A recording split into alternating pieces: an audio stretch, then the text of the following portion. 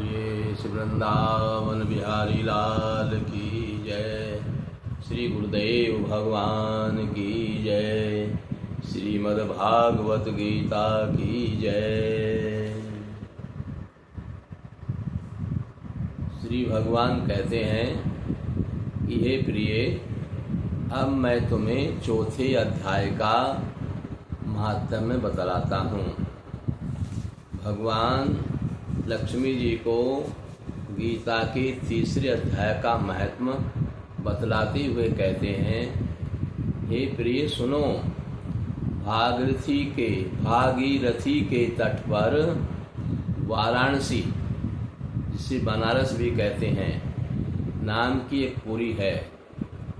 वहाँ विश्वनाथ जी के मंदिर में भरत नाम के एक योगनिष्ठ महात्मा रहते थे, जो प्रतिदिन आत्मचिंतन में तत्पर रहते थे।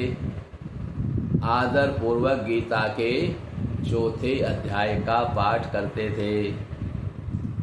उसके अभ्यास से उनका अंतःकरण निर्मल हो गया था। वे शीत उष्ण आदि द्वंद्वों से कभी व्यथित नहीं होते थे। एक समय की बात है, वे तपोधन नगर की सीमा में स्थित देवताओं का दर्शन करने की इच्छा से भ्रमण करते हुए नगर से बाहर निकल गए। वहाँ बेर के 2 वृक्ष थे, उन्हीं की जड़ में वे विश्राम करने लगे। एक वृक्ष की जड़ में उन्होंने अपना मस्तक रखा था और दूसरे वृक्ष की जड़ में उनका एक पैर टिका हुआ था।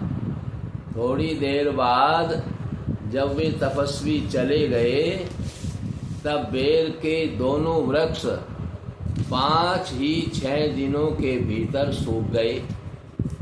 उनमें पत्ते और डालियां भी नहीं रह गई। इसके बाद वे दोनों वृक्ष कहीं ब्राह्मणों के पवित्र घर में 2 कन्याओं के रूप में उत्पन्न हुए। वे दोनों कन्याएं जब बड़ी होकर 7 वर्ष की हो गई, तब एक दिन उन्होंने दूर देशों से घूमकर आते हुए भरत मुनि को देखा। उन्होंने देखते ही वे दोनों उनके चरणों में पड़ गई और मीठी वाणी में बोली। दोनों कन्याओं ने कहा, मुनि, आपकी कृपा से हम दोनों का उद्धार हुआ है। हमने बेर की योनि त्याग कर मानव शरीर प्राप्त किया है। उनके इस प्रकार कहने पर भरत मुनि को बड़ा आश्चर्य हुआ। उन्होंने पूछा, बेटियों, मैंने कब और किस साधन से तुम्हें मुक्त किया था? साथ ही यह भी बतलाओ कि तुम्हारे बेर के वृक्ष होने में क्या कारण था, क्योंकि इस विषय में मुझे कुछ भी ज्ञात नहीं है। तब वे कन्याएं पहले उन्हें अपने बेर के हो जाने का कारण बतलाती हुई बोली, हे मुने, गोदावरी नदी के तट पर छिन्न पाप नाम का एक उत्तम तीर्थ है, जो मनुष्यों को पुण्य प्रदान करने वाला है।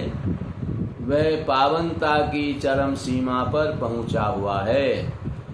उस तीर्थ में सत्यथपा नामक एक तपस्वी बड़ी कठोर तपस्या कर रहे थे। वे ग्रीष्म ऋतु में प्रज्वलित अग्नियों के बीच में बैठते थे। वर्षा काल में जल की धाराओं से उनके मस्तक के बाल सदा भीगे ही रहते थे और तथा जाड़े के समय जल में निवास करने के कारण उनके शरीर में हमेशा रोंगटे खड़े ही रहते थे और वे बाहर भीतर से सदा शुद्ध रहते थे। समय पर तपस्या करते तथा मन और इंद्रियों को संयम में रखते हुए परम शांति प्राप्त करके आत्मा में ही रमण करते थे।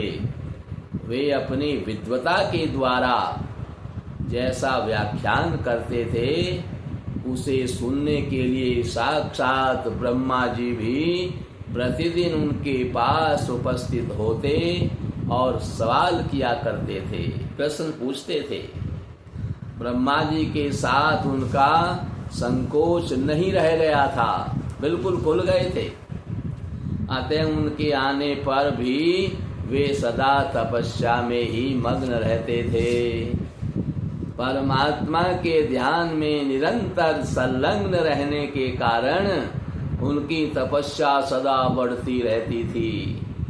सत्यतपा को जीवन मुक्त के समान मानकर इंद्र को अपनी समृद्धिशाली पद के संबंध में कुछ भय हुआ।